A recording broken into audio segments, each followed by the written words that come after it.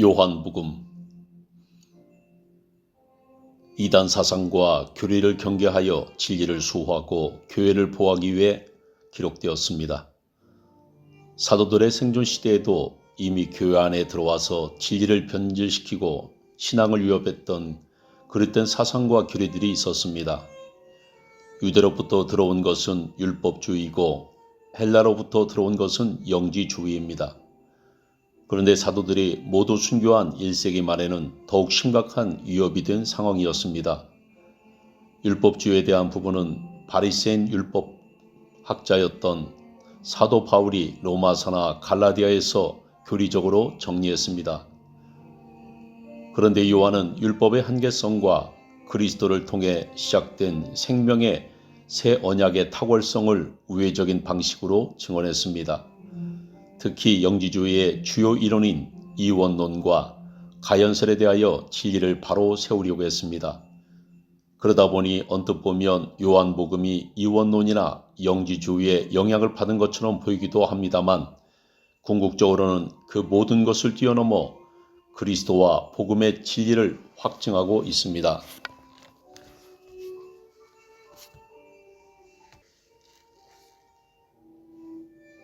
하나님이나 그리스도의 존재에 대해 가장 선명하게 보여주는 것이 요한복음입니다.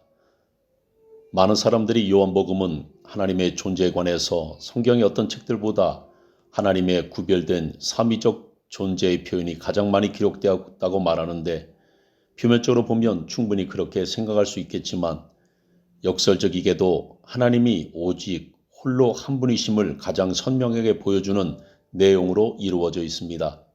다시 말해 요한복음의 기록들이 현상적으로나 표면적으로 보면 하나님이 독립된 인격을 가진 여러분처럼 보이지만 기록자의 시선을 따라 조금 더 본질적인 근원 부분에 도달할 때 하나님은 오직 한 분이시며 예수께서 육신으로 나타나신 바로 그 하나님 더 갓이심을 알 수 있게 합니다.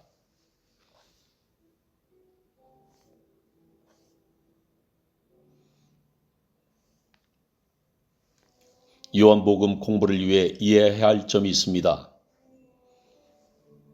헬라적 사고나 용어들을 가져와서 설명하고 있지만 반드시 히브리적 바탕으로 이해해야 합니다.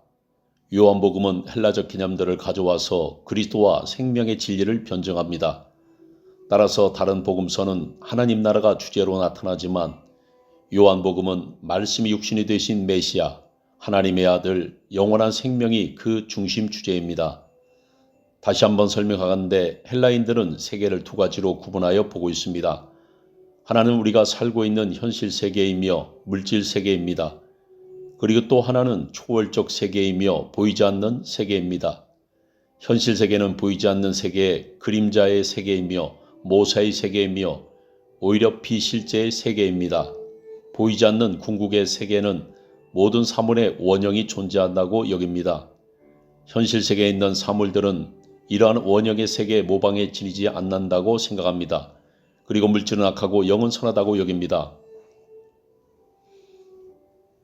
요한복음은 히브리적인 영적 지식과 헬라적인 영적인 지식을 통합하여 온전한 진리의 체계를 선언합니다. 인류의 철학과 사상의 양대 산맥은 헤브라이즘과 헬레니즘입니다. 인간의 깊은 고뇌와 탐구를 통해 오랜 세월 동안 축적된 인간의 철학과 사상에는 나름대로의 보편적 진리의 조각들이 포함되어 있습니다. 반면에 하나님의 말씀에서 시작된 사상체계의 경우에도 인간의 생각과 해석을 거쳐갈 때 변형되거나 왜곡될 가능성과 시대적 경륜안에 고착될 가능성이 있습니다.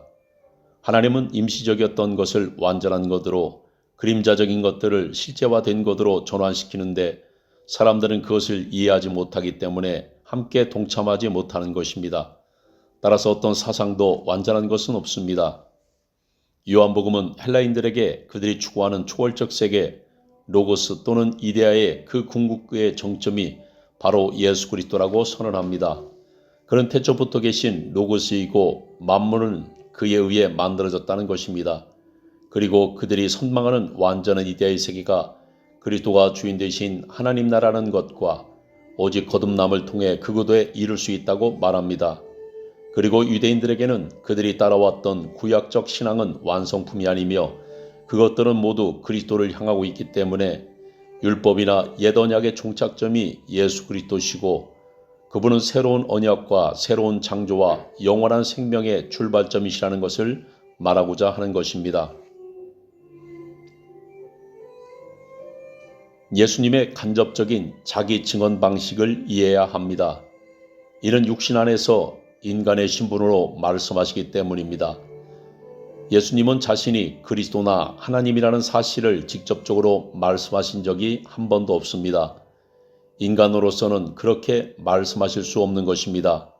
그렇기 때문에 자신의 근본 정체성에 대해 간접적으로 말씀하셔야 하고 때로 예수님은 자신을 타자화하여 3인칭으로 말씀하십니다. 내가 그다.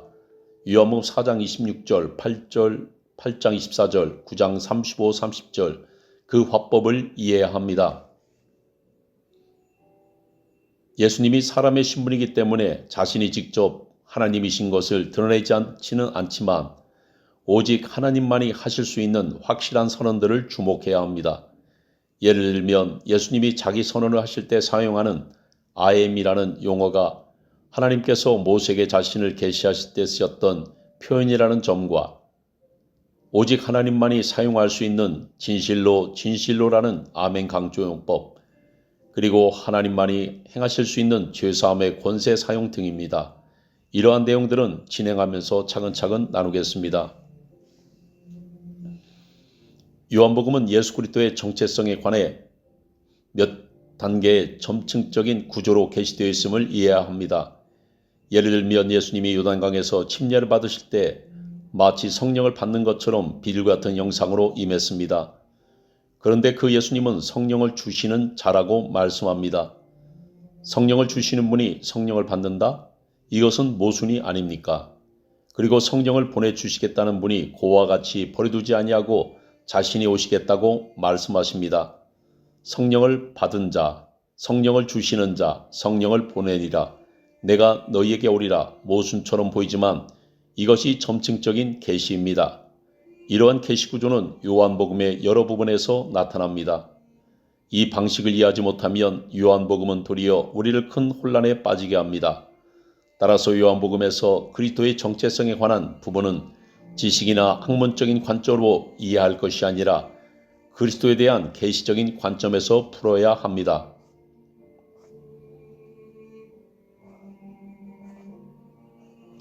왜 예수께서 알을 강조하실까요? 예수님은 인간의 몸을 입으셨고 인간의 신분으로 사셔야 했기 때문에 자신이 그리스도며 하나님 자신임에도 불구하고 직접 말하지 못하고 간접적으로 말할 수밖에 없습니다. 그러므로 그것을 깨닫게 하기 위해 계속 말씀하시는 것입니다. 진정한 영지는 영지주자들이 초월적인 지식이라고 말하는 허황되고 신비한 영적 체험들의 나열이나 자신 안에 신적 속성이 내재되어 있음을 아는 것이 아니라 유일하신 참 하나님과 예수 그리스도를 아는 것입니다. 그것은 영생을 얻는 기본 요소입니다. 그분 안에 무한한 진리의 지식이 있습니다. 아는 것과 믿는 것은 함께 가는 것입니다. 진리의 신앙은 무턱대고 믿기만 하는 것은 아닙니다. 알고 믿는 것입니다. 그 알매 대상에서 최우선은 당연히 예수 그리스도입니다. 그분의 신분을 바로 알아야 합니다. 그것이 영생의 조건이기 때문입니다. 요한복음 17장 3절 그의 사역을 알아야 합니다. 그가 병을 고치고 귀신을 쫓아내며 죽은 자를 살리신 것, 오병이의 기적을 행하신 것도 놀라운 일이지만 그것은 설령 모른다 해도 영생을 얻는 데 지장은 없습니다. 그렇지만 그가 우리의 생명을 위해 행하신 일, 우리 죄를 위해 죽으시고 죽음을 이기시고 살아나신 일, 우리의 영혼이 거듭나서 하나님의 자녀가 되게 하시려고 우리 속에 성령을 부으시는 일은 반드시 알고 믿어야 합니다. 이것이 우리를 살리는 복음이기 때문입니다. 우리가 다 하나님의 아들을 믿는 것과 아는 일에 하나가 되어 온전한 사람을 이루어 그리스도의 장성한 분량이 충만한 데까지 이르니니 에베소서 4장 13절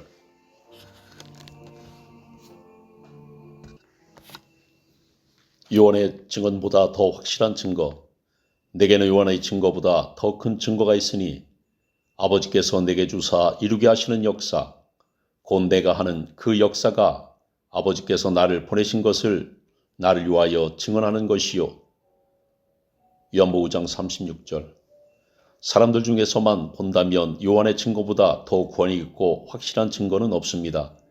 왜냐하면 요한이란 인물 자체가 그리스도를 증거하는 역할로 구약 성경에서 이미 예언된 사람이기 때문입니다. 그런데 그것보다 그리스도의 정체성을 더욱 확실하게 증거해 주는 것이 바로 표적들입니다. 예수께서 대답하시되 내가 너에게 말하였을 때 믿지 아니하는도다. 내가 내 아버지의 이름으로 행하는 일들이 나를 증거하는 것이오늘. 요한복음 10장 25절. 요한처럼 그리스도를 증거하기 위해 보냄을 받은 사람이나 그리스도를 만난 사람이라면 당연히 그분을 증거해야 합니다. 그러나 그분은 사실 사람들 중 어느 누구의 증언도 받으실 필요는 없습니다. 왜냐하면 사람들의 증언만으로는 충분하지 못하며 사람들의 증언은 다만 사람들이 그분을 믿을 수 있도록 돕는 것이지 그분의 정체성에 무엇을 더해주는 것이 아니기 때문입니다. 사람들이 증거하든 하지 않든 그가 메시아이며 하나님의 아들이시며 하나님 자신이란 사실은 변함이 없습니다. 또 사람에 대하여 누구의 증언도 받으실 필요가 없으니 이는 그가 친히 사람 속에 있는 것을 아셨음이니라. 요한복음 2장 25절. 일반적으로 누군가가 자신에 관해 증거한다면 증거로서의 효력이 충분하다고 보기 어렵습니다. 왜냐하면 그것은 객관적이지 않은 자기 주장일 뿐 아니라 자신에게 유리하도록 하기 위해 얼마든지 거짓을 말할 수도 있고 왜곡하거나 과장되게 꾸며서 말할 수도 있기에 신빙성이 떨어지기 때문입니다. 그러나 예수님께서 자신을 위해 증거하더라도 그 말은 진실입니다. 왜냐하면 그분은 진리 자체이시며 거짓이나 과장이 없으시기 때문입니다. 예수께서 또 말씀하여 이르시되 나는 세상의 빛이니 나를 따르는 자는 어둠에 다니지 아니하고 생명의 빛을 얻으리라. 바리새인들이 이르되 내가 너를 위하여 증언하니 내 증언은 참되지 아니하도다. 예수께서 대답하여 이르시되 내가 나를 위하여 증언하여도 내 증언이 참되니 나는 내가 어디서 오며 어디로 가는 것을 알거니와 너희는 내가 어디서 오며 어디로 가는 것을 알지 못하느니라. 요한복음 8장 12절부터 14절. 그런데도 그분을 증거하는 더 확실한 증거가 있는데 그것은 바로 신적 증거입니다. 내가 만일 나를 위하여 증언하면 내 증언은 참되지 아니하되 나를 위하여 증언하신 이가 따로 있으니 나를 위하여 증언하시는 그 증언이 참인 줄 아노라. 요한복음 5장 31절부터 32절.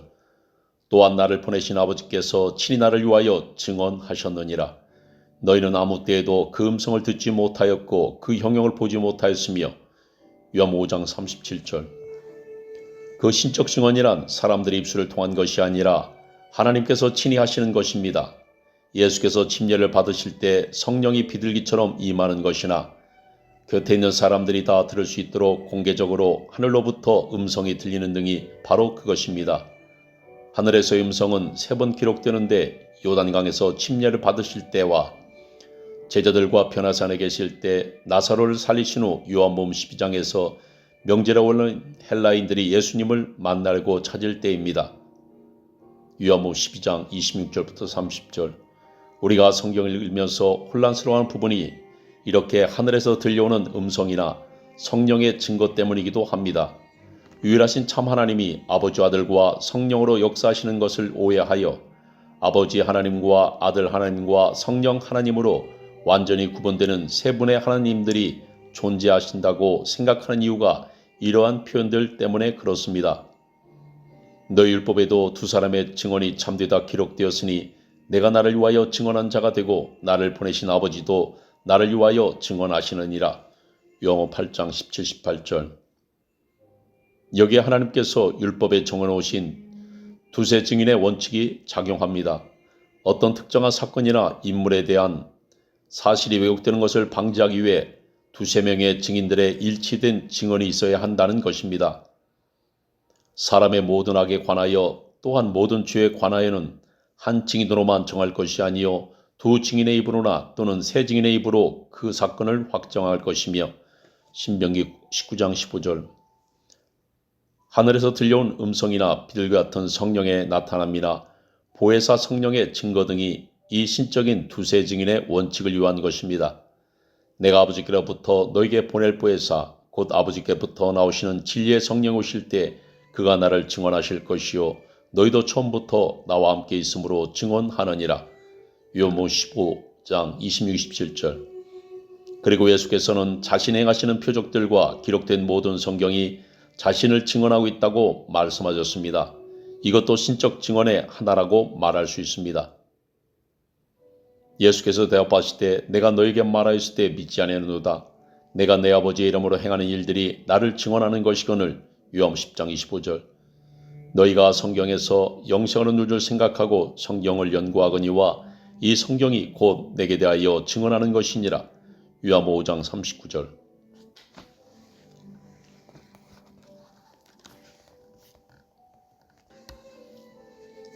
도마의 고백.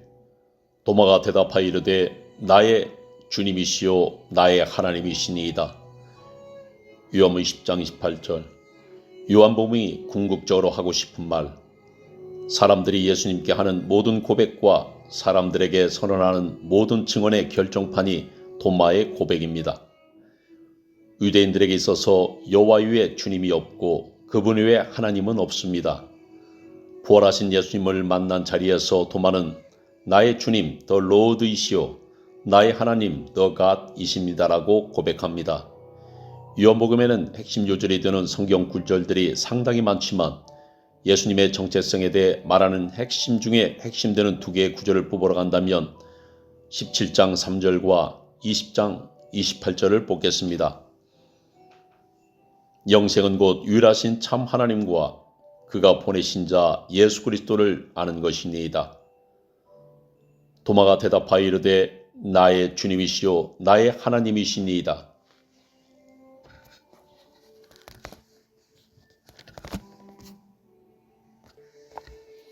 예수님의 자기 증언 방식.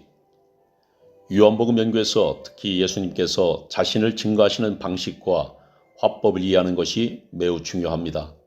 그렇지 않으면 그분이 전달하고자 하는 진정한 의도를 놓치게 되고 그분의 정체성을 알므에 있어서 결국 본질적인 부분에 도달하지 못할 것이기 때문입니다. 일단 이해할 것은 하나님께서 인간의 몸을 입고 완전한 인간으로 오신 이유와 목적이 인간을 대신할 희생제물이 되기 위한 것이라는 점입니다. 그렇기 때문에 그는 완전한 인간의 본질을 가지실 뿐 아니라 신분도 완전한 인간이셔야 한다는 것을 알아야 합니다. 그 의미는 자신이 하나님이시라는 신분을 결코 직접적으로나 공개적으로 말할 수 없다는 의미입니다.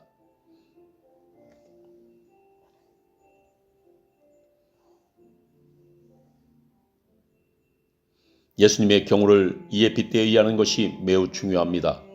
그의 본래 신분은 하나님 자신이십니다. 그분이 이 땅에 오셨을 때 하늘의 천군 천사를 대동하고 영화롭고 권위 있는 모습이 아니었습니다. 만약 그랬더라면 누구라도 그가 하나님이심을 알아보았을 것입니다. 물론 이 세상에 다시 오실 때는 당연히 그런 모습일 것입니다. 그러나 대속자로 처음 세상에 임하셨을 때 그는 여자의 몸에서 나시며 우리와 똑같은 육신의 옷을 입으셨습니다. 사람들이 그분의 진짜 신분을 알아보지 못하는 것은 당연합니다. 예수님은 사람의 신분으로 활동하셔야 하기 때문에 내가 하나님이다라고 직접적으로 자신의 진짜 신분을 밝힐 수가 없습니다. 따라서 요점은 그의 증언이 모두 간접적인 방식일 수밖에 없다는 것입니다. 이런 예수님의 입장과 증언 방식을 알지 못하면 예수님의 진정한 정체성을 이해하는데 혼란을 느끼게 됩니다. 예수님의 자기 증언 방식 중에 하나, 타자와 객관화. 예수님의 간접적인 화법 중 하나가 타자화입니다. 즉 자신을 가리켜 말씀하시면서도 1인칭 나라고 하지 않고 3인칭 그라고 표현하시는 것입니다. 모세가 광야에서 뱀을 든 것 같이 인자도 들려 하리니 이는 그를 믿는 자마다 영생을 얻게 하려 하심이니라. 3장 13절부터 15절. 대답하여 이르되 주여 그가 누구시냐이까 내가 믿고자 하나이다. 예수께서 이르시되 내가 그를 보았거니와 지금 너와 말하는 자가 그이니라. 9장 36절 37절. 이것은 구약 성경에서 하나님이 자신을 나타내실 때 사용하셨던 방식입니다.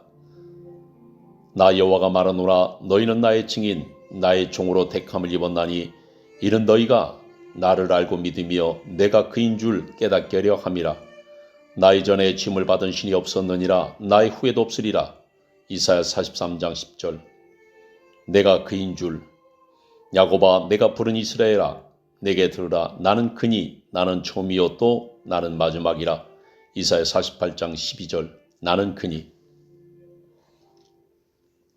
자신을 하나님의 아들로 증언하시되 아버지와 아들이 하나 완이라고 간접 증언. 신약 성경에서 예수님에 대해 가장 많이 사용되는 표현이 바로 하나님의 아들입니다. 이 용어는 예수님이 자신을 직접적으로 하나님이라고 말할 수 없기 때문에 하나님이 낳은 자 혹은 하나님이 보낸 하나님의 대리자란 의미로 간접적으로 사용한 명칭이라는 사실을 알 필요가 있습니다. 하물며 아버지께서 거룩하게 하사 세상에 보내신 자가 나는 하나님의 아들이라 하는 것으로 너희가 어찌 신성모독이라 하느냐. 요모 10장 36절. 앞서 말했던 이역에 연관하여 조선의 왕 성종이 자맹할 때 밤중에 경상되어 올라온 김희동이란 사람을 만나니라는 제법 유명합니다. 대화 중에 김희동이 성종에 당신이 누구냐고 물었을 때 왕은 자신을 이천비라고 대답했습니다. 왕이란 신분을 밝힐 수 없었기 때문입니다. 하나님의 아들이라는 용어를 생물학적인 의미로 이해하여 아버지 하나님이 낳으신 아들 하나님으로 생각하는 경우가 너무도 많습니다. 그러면 하나님은 홀로 한 분, 유일하신 하나님이란 진리의 기본적인 대원칙에서 어긋나는 것입니다. 하나님의 아들은 육신을 입으신 하나님 혹은 하나님이 취하신 사람의 신분으로 이해하는 것이 성경의 관점에서 바람직하다고 봅니다. 예수께서 사람으로서의 사역을 완료하시기까지는 사람의 신분을 앞세워 활동하셔야 하기 때문에 하나님 신분과 사람의 신분을 독립적 존재처럼 구분하여 하나님 신분을 아버지라 칭하고 사람의 신분을 아들로 칭합니다. 그러나 중요한 것은 예수님이 내가 하나님이다 라는 직접적인 표현을 쓸 수 없었고 또 쓰지 않으셨지만 간접적으로 나와 아버지는 하나다라고 하심으로써 자기가 바로 그 하나님이심을 계속적으로 꾸준히 말씀해 오셨다는 사실입니다. 내가 그들에게 영생을 주노니 영원히 멸망하지 아니할 것이요 또 그들을 내 손에서 빼앗을 자가 없느니라. 그들을 주신 내 아버지는 만물보다 크심에 아무도 아버지 손에서 빼앗을 수 없느니라. 나와 아버지는 하나이니라. 요한복음 10장 28절부터 30절. 내 손에서 빼앗을 자가 없다. 내 아버지 손에서 빼앗을 수 없다.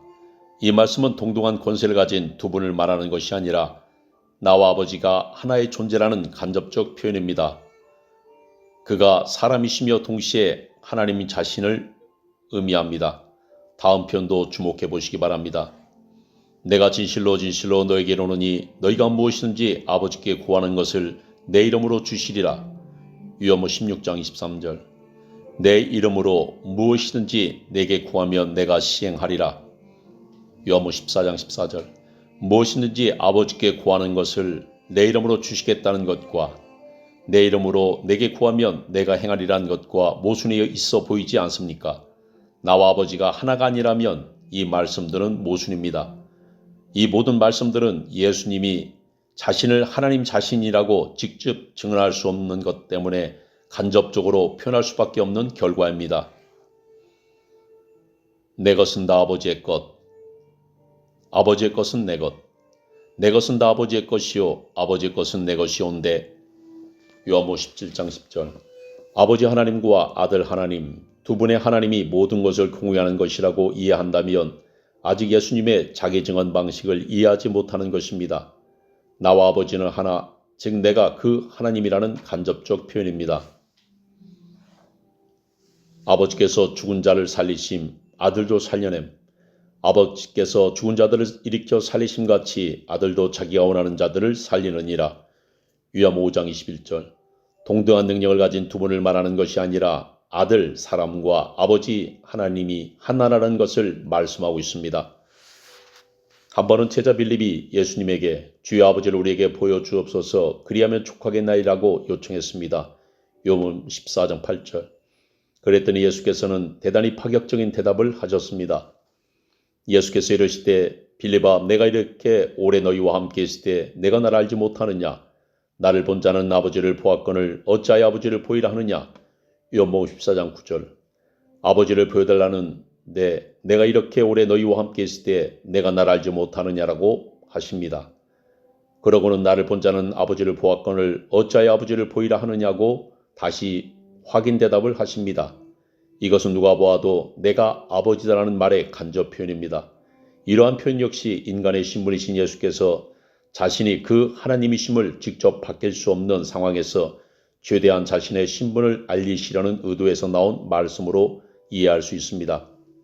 자매게나선 왕이 백성들과 대화가 깊어져서 자신의 신분을 간접적으로라도 밝혀야 할 필요가 있을 때 사람들에게 내가 왕이다라고 직접 말할 수는 없어도 나는 왕을 잘한다. 나는 왕이 보낸 자다. 나를 본 사람은 왕을 본 것과 마찬가지다라고 점진적인 표현을 할 수 있는 것과 같습니다. 이런 표현을 쓴다고 해서 나와 왕이 둘일 수는 없는 것입니다.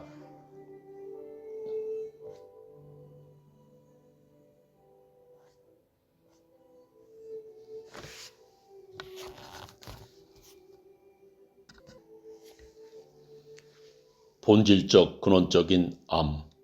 결론부터 말하자면 이 단계는 예수님이 단지 사람만이 아니라 하나님이시며 바로 그 유일하신 참 하나님이심을 아는 것입니다.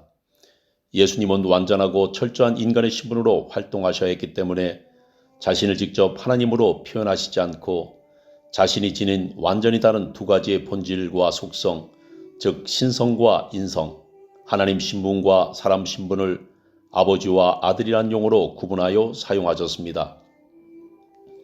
사람의 신분으로 말씀하셔야 했기 때문에 아버지께서 나를 보내셨다고 표현하시거나 때론 사람으로서 당연히 해야만 하는 하나님께 기도나 하나님을 경외함 등을 나타내 보이셨지만 한편으로는 자신이 바로 그 하나님이시며 아버지 자신임을 간접적으로 누누이 강조하셨습니다. 그러면서 나와 아버지는 하나다라고 선언하시는 것입니다. 내가 바로 그 하나님이다라고 직접적으로 말씀하는 것이 말하는 자도 쉽고 듣는 자도 이해하기 쉽습니다. 그러나 사람으로 오신 그분은 그렇게 직접적으로 표현할 수 없기 때문에 간접적일 수밖에 없고 그 간접적 표현 방식은 말하는 이도 쉽지 않고 듣는 자도 이해하기 어렵습니다. 앞선 걸 예수님의 자기 증언에서도 언급했던 부분이지만 이 대목이 바로 예수님의 진짜 정체성을 이해하는 본질적이고 근원적인 알매 부분입니다.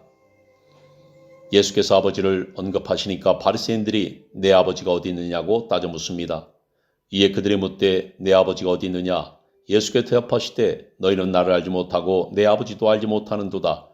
나를 알았더라면 내 아버지도 알았으리라. 요한복음 8장 19절. 예수님은 내 아버지가 어디 있냐는 그들의 질문에 너희는 나를 알지 못하고 내 아버지도 알지 못한다. 나를 알았더라면 내 아버지도 알았을 것이라고 모호한 답변을 하십니다. 그러나 이것은 대단히 의미심장한 대답입니다. 이후에 예수께서 하셨던 이 말을 제자들 앞에서 하신 적이 있습니다. 이것은 공생의 사역의 끝부분이고 죽음을 앞둔 시점입니다. 너희가 나를 알았더라면 내 아버지도 알았으리로다. 이제부터는 너희가 그를 알았고 또 보았느니라. 요한복음 14장 7절. 이전에 바리새인들에게 하셨던 말씀에 이제부터는 너희가 그를 알았고 또 보았느니라는 내용을 덧붙이신 것입니다.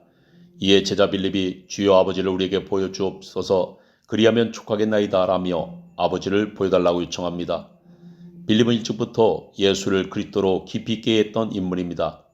그런데 그의 요구 내용으로 볼 때 이 시점까지 그도 아직 예수님에 대한 본질적인 근원적인 알매 단계에 이르지 못하였음을 알 수 있습니다. 생각할 다른 제자들도 예수님이 죽음에서 부활하시기 전까지는 거의 비슷한 이해의 수준이었을 것입니다.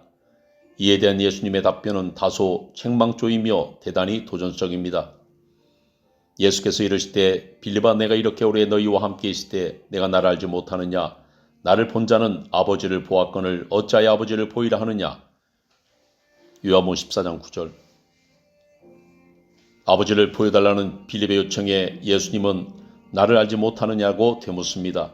내가 이렇게 오랫동안 너희와 함께 있으면 이제는 나를 충분히 알 때가 되지 않았느냐고 묻는 것입니다.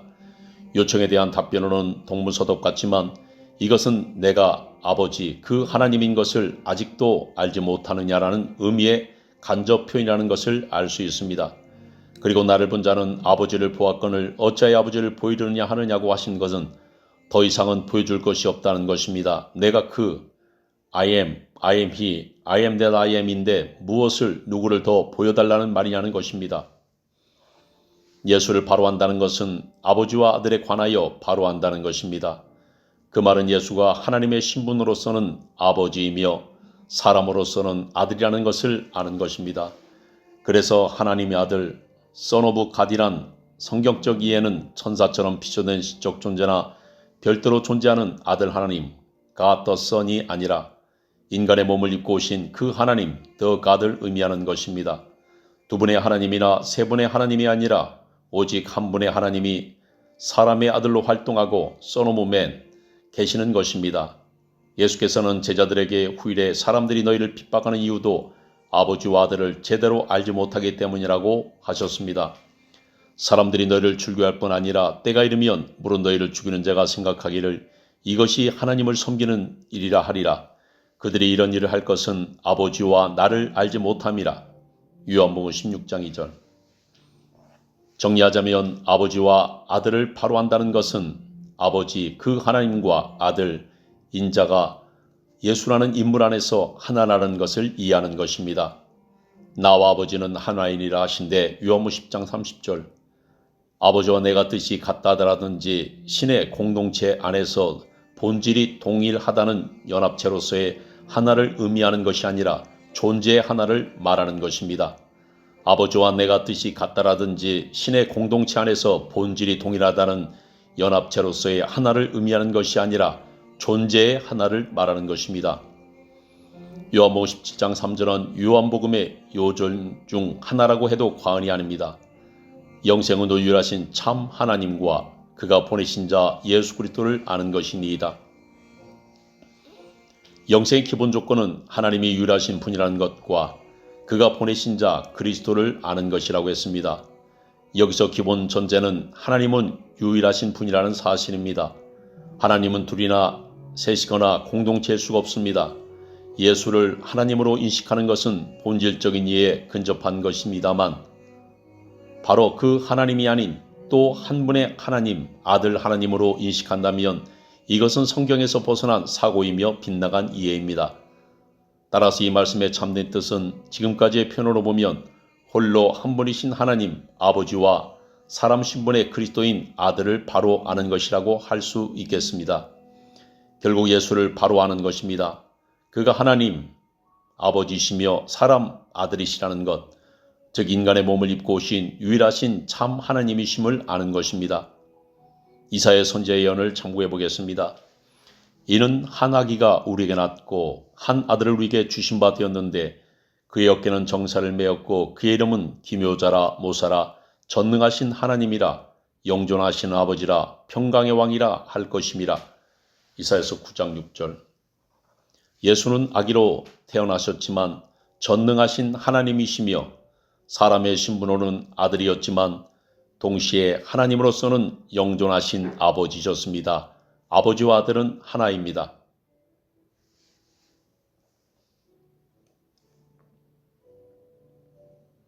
지난 글에서 예수님은 에고에이미, 아엠이라는 표현으로 자신을 증거하셨다고 언급했습니다. 이는 스스로 계신 자의 의미로 구약에서 여호와가 자신의 존재를 알리실 때 쓰신 표현이었습니다. 요한복음 8장 24절을 다시 한번 보겠습니다. 그러므로 내가 너에게 말하기를 너희가 너희 죄 가운데서 죽으리라 하였노라. 너희가 만일 내가 그인 줄 믿지 아니하면 너희 죄 가운데서 죽으리라. 너희가 만일 내가 그인 줄 I am 에고에이미. 요한 8장 24절부터 28절. 직접적인 표현으로 바꾸면 나는 스스로 있는 자이다. 그것을 믿지 않으면 너희는 죄 가운데서 죽을 것이다가 될 것입니다. GNT 버전의 영어 성경입니다. That is why I told you that you will die in your sins, and you will die in your sins. If you do not believe that I am who I am. 예수께서 나를 알았다면 내 아버지도 알았을 것이다. 이제부터는 너희가 그를 알았고 또 보았다. 나를 본 자는 아버지를 보았다. 나와 아버지는 하나이다라고 말씀하시는 것은 자신이 바로 스스로 계시는 홀로 한 분이신 그 하나님 여호와라고 간접적으로 계속 선포하고 계시는 것입니다. 우리는 그 말씀의 진의를 바로 파악해야만 합니다. 그렇게 할 때 그분의 근원적인 정체를 제대로 이해할 수 있습니다. 부활하신 예수님을 만난 도마가 예수님을 향해 고백합니다. 도마가 대답하여 이르되 나의 그 주님이시요 나의 그 하나님이시니이다. 요한복음 20장 28절. 호 퀴리오스, 호 데우스, 호 퀴리오스 그 주님 the Lord, 호 데우스 그 하나님 the God. 예수님은 그 주님 여호와이시며 예수님은 그 하나님 여호와이십니다. 이것이 예수님을 본질적 근원적으로 알고 이해하는 단계로 그분을 알매 최종 결론입니다. 요한복음은 결국 이것을 말씀하려고 하는 것입니다. 마지막으로 비록 요한복음 아니지만 요한이 쓴 마지막 책 요한계시록에 기록된 말씀을 참고해 보겠습니다. 계시록 역시 기록의 주된 목적이 예수님에 관한 계시이기 때문에 여기서 참고할 만합니다. 주 하나님이 이르시되 나는 알파 오메가라. 이제도 있고 전에도 있었고 장차 올 자요 전능한 자라 하시더라. 계시록 1장 8절. 내가 볼 때 그의 발 앞이 엎드려 죽은 자같이 되매 그가 오른손을 내게 얹고 이르시되 두려워하지 말라. 나는 처음이요 마지막이니 곧 살아있는 자라. 내가 전에 죽었었노라. 볼지어다 이제 세세토록 살아있어 사망과 음부열쇠를 가졌노니. 계시록 1장 17절. 나는 알파 오메가요 처음과 마지막이요 시작과 마침이라. 계시록 20장 13절.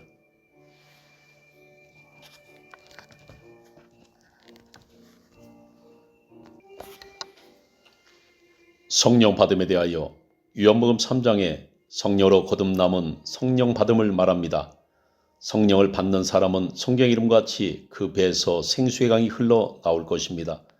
성령 받음이란 예수께서 이제 육신이 아니라 영의 형태로 우리 안에 들어와 내주하시는 것을 말합니다.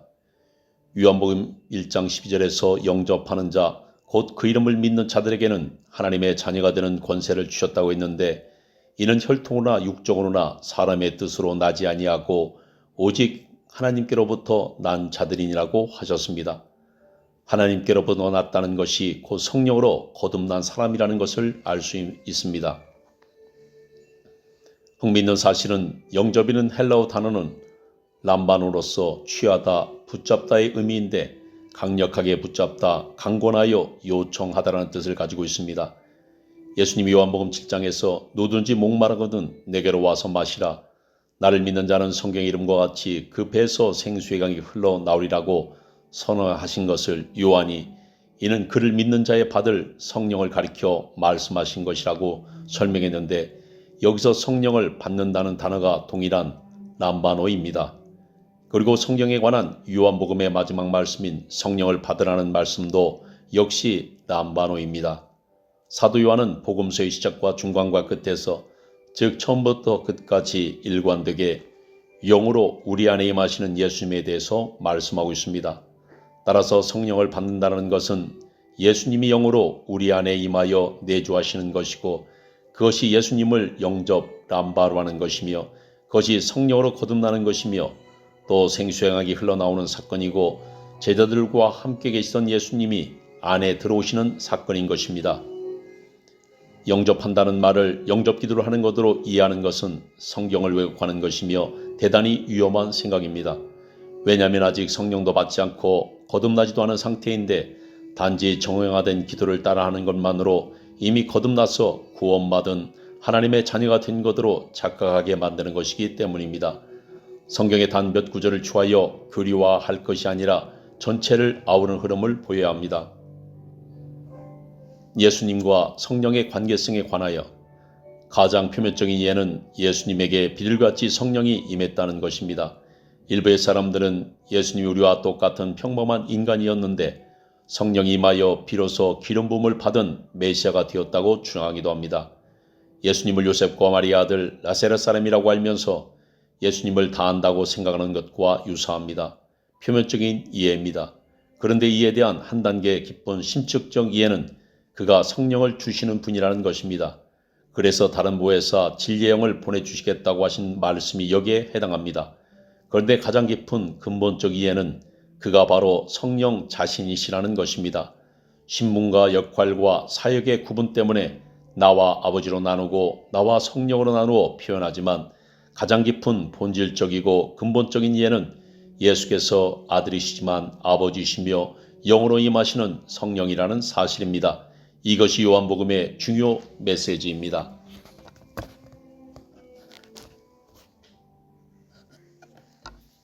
태초에 말씀이 계시니라.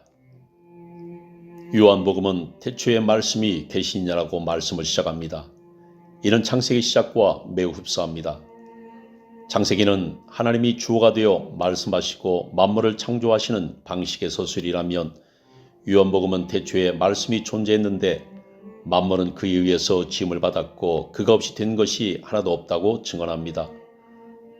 만물이 그로 말미암아 지은 바 되었으니 지은 것이 하나도 그가 없이는 된 것이 없느니라. 1장 3절.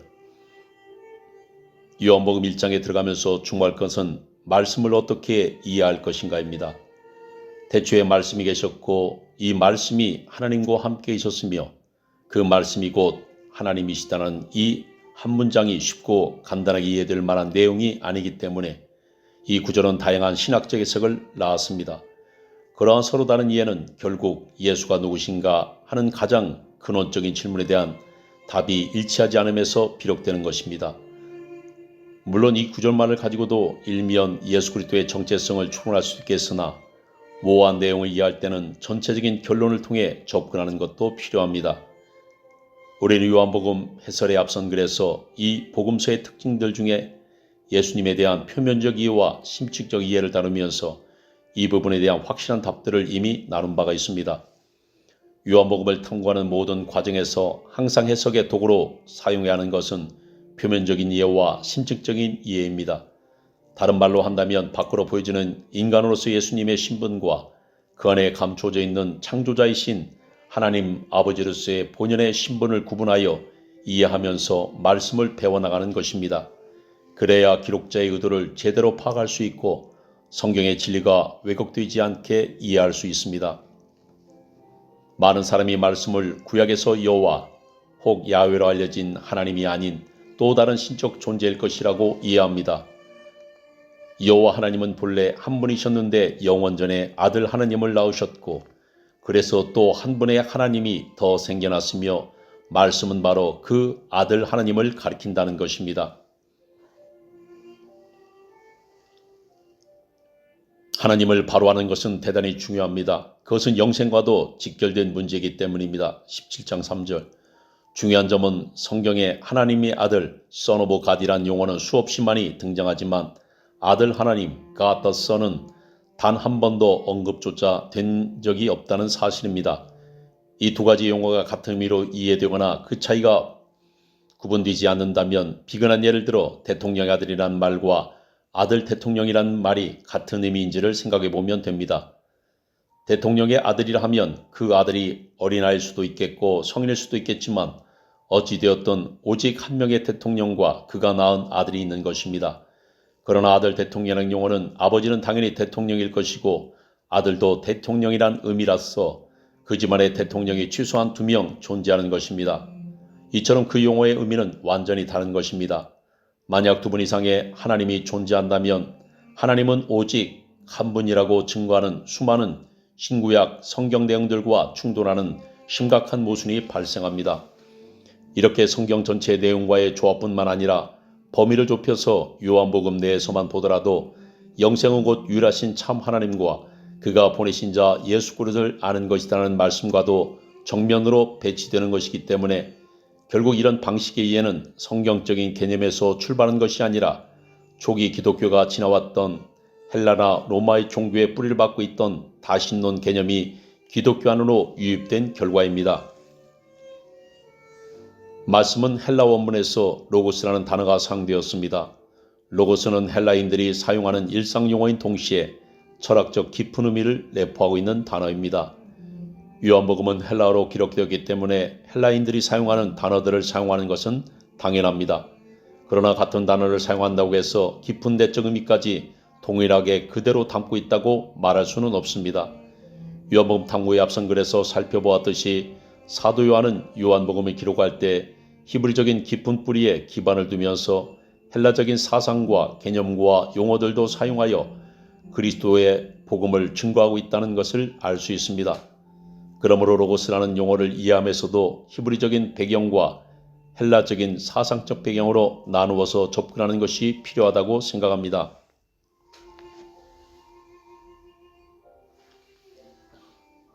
로고스의 히브리적 배경. 구약 성경의 언어인 히브리어에서 말씀은 다바르입니다. 물론 다바르는 말, 언어, 일, 사건 등의 포괄적 의미를 가졌습니다.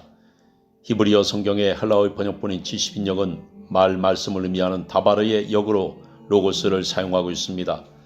그러므로 히브리적 배경에서 보면 로고스는 1차적으로 단순히 말, 언어, 말씀을 의미하는 다바르의 번역어입니다. 여기에는 로고스라는 단어에 담겨있는 헬라적인 사상이나 철학적 의미는 별 관련이 없습니다. 단순히 단어의 번역일 뿐입니다. 그러나 구약성경의 기록자들이나 히브리 사람들은 다바르, 즉 말씀을 단순히 소리로 표현되는 언어라는 의미를 넘어 더 깊은 의미를 담은 언어로 사용했습니다. 즉 초월적인 하나님의 대행자나 대리자와 같은 개념을 부여한 것입니다. 히브리인들이 가지고 있는 신개념은 다른 어떤 민족의 것과는 비교되지 않을 만큼 광대하고 높고 깊습니다. 서양 사람들이 만들어낸 종교관념에서 신들이란 인간보다 어느 정도 차원 높은 능력을 가진 창조자, 주관자, 인간의 복이나 화를 주는 초월적 존재로 인식되긴 하지만 수많은 신들을 양산해 내었기 때문에 그 어떤 신도 유일한 절대자, 자돈자는 아닌 것입니다. 그러나 경건한 히브리인들이 가지는 신에 대한 개념은 절대 그렇지 않습니다. 이는 그들이 선지자를 통해 하나님의 말씀을 들었을 뿐 아니라 역사 속에서 하나님의 위엄과 지극히 거룩함을 친히 경험하여 신에 관한 체험적 지식을 가졌기 때문입니다. 그들이 말씀을 통해 배우고 역사 속에 경험한 신은 홀로 한 분이신 창조자시며 모든 물질 세계 위에 초월해 계시며 전지전능하시고 어디에나 계신 크고 광대하신 분이십니다. 그뿐만 아니라 범접할 수 없이 지극히 거룩하신 분이라서 죄 가운데 있는 부정한 인간이 그를 대면한다면 당연히 죽임을 당할 수밖에 없다고 여길 정도였고 실제 그렇기도 했습니다. 따라서 그들은 그분과 관련된 말과 글에서 하나님이 인간의 삶에 직접적으로 접촉하거나 관련을 맺는 식의 표현은 극도로 자제해 왔습니다. 혹 그런 표현이 지존하신 하나님의 초월성과 거룩성을 훼손할 수도 있어서 자칫 신성모독의 죄를 범하는 결과가 될 수도 있겠고 하나님을 물질세계 범주 안으로 제한시키는 무례한 표현이라고 생각했기 때문입니다. 그러한 경영은 유다 왕국의 멸망과 바벨론 포로라는 하나님의 심판을 경험한 역사 이후에 더욱 두드러지게 나타납니다. 그러므로 그들은 하나님의 역사심에 관해서 말할 때 하나님이 물질세계와 인간 사이에 직접적인 접촉으로 활동하신다는 것보다는 하나님이 말씀이나 영을 보내어 일하시는 것으로 표현을 하는 것입니다. 그가 그의 말씀을 보내어 그들을 고치시고 위험한 지경에서 건지시는도다. 시편 107편 20절. 그의 말씀을 보내사 그것들을 녹이시고 바람을 불게 하신즉 물이 흐르는도다. 시편 147편 18절. 주께서 야곱에게 말씀을 보내시며 그것을 이스라엘에게 임하게 하셨은즉 이사야 8장 9장 8절. 주의 영을 보내어 그들을 창조하사 지면을 새롭게 하시나이다. 시편 104편 30절. 너희는 내게 가까이 나와 이것들을 들으라. 내가 처음부터 비밀이 말하지 아니하였나니 그것이 있을 때부터 내가 거기서 노라 하셨느니라. 이제는 주 여호와께서 나와 그의 영을 보내셨느니라. 이사야 48장 16절. 다시 말해서 지극히 거룩하신 하나님과 타락된 사람 혹은 물질 세계 사이에 직접적인 접촉이라는 표현을 피하고 그 사이에 중간 매개체와 같은 개념으로 하나님의 말씀이나 하나님의 영 혹은 하나님의 지혜 등을 의도적으로 개임을 시키는 것입니다. 그러나 근본적으로 따져보면 하나님과 하나님의 말씀을 별도의 인격을 가진 존재로 볼 수 없고 하나님과 하나님의 영도 다른 존재라고 볼 수는 없는 것입니다. 하나님의 본질은 영이시기 때문입니다. 앞서 하나님에 관한 직접적인 표현을 극도로 주의하던 경향이 바벨론 포로기 이후에 더욱 두드러지게 되었다고 했는데 이 시기에 그들은 여호와라는 구약에 계시던 하나님의 이름을 기록하거나 발음하거나 부르는 것조차 그 이름을 망령되이 일컫는 것이 될까 두려워서 성경을 읽을 때마다 여호와라는 이름이 나올 때 아도나이라는 단어로 바꾸어 읽었습니다. 일상의 대화에서도 하나님을 지칭할 때 그 이름이란 뜻을 가진 하셴이란 용어로 대체하여 사용했습니다. 이러한 경향은 성경 번역에도 그대로 나타났는데 헬라의 번역본인 70인역은 여호와를 주를 의미하는 퀴리오스로 표기했습니다. 그리고 당시의 번역 성경으로는 72인역에도 아람어 번역본 탈굽이 있었습니다. 특징적인 것은 70인역은 문자적인 번역을 한 반면에 탈굽은 해석이 가미된 의역 성경이라고 할 수 있습니다. 이 탈굽에서는 많은 본문에 여호와 하나님이라는 주어를 아람어에서 하나님의 말씀을 의미하는 단어 mem나를 사용하여 여호와 하나님이 말씀하시고 행하시는 직접적인 표현이 아니라 중간적인 mem나를 주어로 내어서워 하나님의 말씀이 말하시고 인도하시고 행하신다는 개념으로 표현한 것입니다. 구절을 예로 들면 창세기 1장 3절에 하나님이 이르시되 빛이 있으라 하시니 빛이 있었고를 하나님의 말씀이 이르시되 빛이 있으라 하시니 빛이 있었다. 또는 신명기 4장 7절에 우리 하나님 여호와께서 우리가 그에게 기도할 때마다 우리에게 가까이 하심과 같이를 우리 하나님 여호와의 말씀이 우리가 그에게 기도할 때마다 우리에게 가까이 하심과 같이 등과 같은 형식입니다. 이와 같은 표현은 수백 개의 구절이나 됩니다. 따라서 표현상 하나님을 대신한 멤나라는 별도의 존재를 내세운 것 같지만 유대인들은 그것이 하나님 자신을 일컫는다는 사실을 잘 알고 있습니다. 탈굼의 형식으로 요한복음 1장 1절을 표현한다면 대초에 멤나가 계시니라 멤나가 하나님과 계셨으니 이 멤나는 곧 하나님이시라가 될 것입니다. 요한복음이나 대부분의 신약성경도 주로 유대인 제자들이 기록한 것이기 때문에 그와 같은 흐름을 따르고 있다고 볼 수 있습니다. 그리스도의 잉태에 있어서도 하나님이 임하여 잉태되었다라고 하지 않고 성령으로 잉태된 것이라고 말하고 하나님의 영으로 잉태된 것이라고 말하고 하나님이 육신이 되었다라고 말하지 않고 하나님의 말씀이 육신이 되셨다라고 하며 하나님이 우리 안에 거하신다는 직접적인 표현보다 주로 하나님이 영이 우리 안에 거하신다라고 표현하는 것입니다. 따라서 히브리적인 평행에서 말씀, 로고스가 계시라는 하나님의 실제 역사에 있어서 중간자적인 의미를 더한 것으로 하나님에 대한 경외감에서 나오는 전독적인 표현 방식이라고 말할 수 있을 것입니다. 그러므로 말씀은 아버지 하나님이 낳은 또 한 분의 하나님을 의미하는 아들 하나님이 아니라 영이신 하나님이 육신을 입어 인간의 신분을 주하여 세상 속의 구원자로 개입하시는 하나님 자신의 확장된 표현이라고 보는 것이 맞을 것입니다.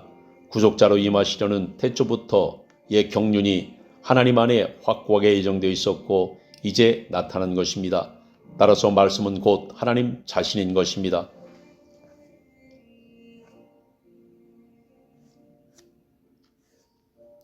로고스의 헬라적 배경. 성경에 쓰인 로고스는 히브리어 다바라의 역으로서 단어적 번역뿐만 아니라 어쩌면 사도 요한은 그리스도를 중심으로 한 새로운 접근과 해석으로 그 용어에 담긴 헬라인들의 기존 철학과 사상에 대해서도 영향을 끼치려는 의도가 있었음이 읽힙니다. 진술한 대로 요한복음은 전체적으로 히브리적 배경을 바탕으로 기록되었지만 플라톤의 이원론과 유사한 내용들이나 저자 요한을 영지주의자로 오해할 만큼 지식과 알에 대해 강조할 부분들은 확실히 복음서의 수신 대상을 유대인 그리스도인들을 넘어 헬라의 사상적 배경을 가진 이들까지도 폭넓게 포함하고 있다는 사실을 보여주고 있습니다.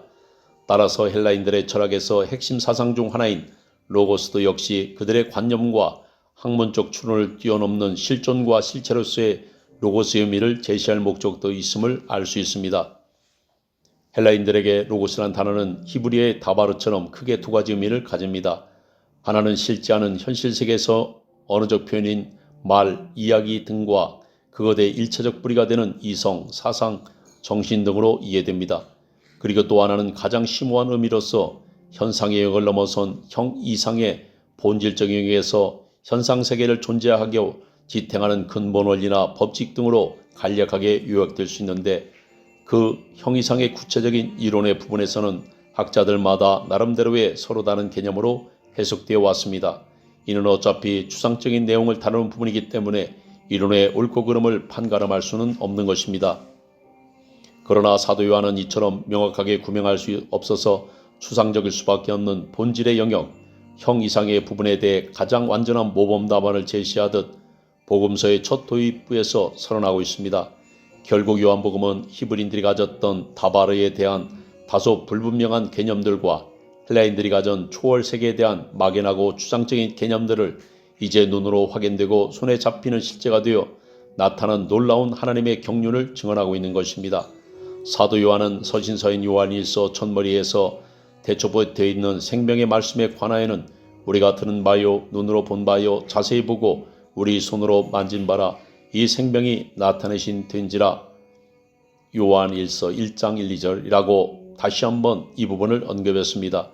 대초부터 있는 생명의 로고스, 즉 헬라인의 관점에서 본다면 초월의 영역에는 만물을 지탱하는 원리와 같은 추상적 로고스가 보고 만질 수 있는 인간의 형태로 나타났다는 것입니다. 그러므로 요한은 로고스에 대한 진정한 이해와 가장 바른 정답을 제시하고 있는 것입니다. 로고스란 단어는 연극 작품이 무대에 오르기 전에 작가의 생각 속에 들어있는 시나리오의 구상을 의미하기도 합니다. 이것을 하나님의 역사에 대입하면 세상 모든 만물은 우연히 생겨난 것이 아니라 창조자의 구상과 창조 행위를 통해 존재하게 된 것입니다.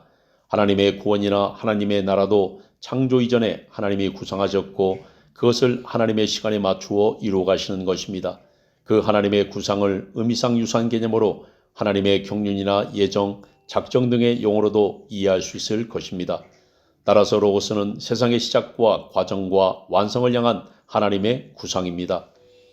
만물이 그로 말미암아 지은 바 되었으니 만물이 그 로고스 지은 것이 하나도 그가 없이는 된 것이 없느니라. 그 구상의 가장 중심에는 하나님이 친히 육신을 입어 하나님의 아들과 사람의 아들이 되시는 성육신의 사건이 있는 것입니다. 그러므로 그리스도는 모든 만물의 시작이며 중심이십니다.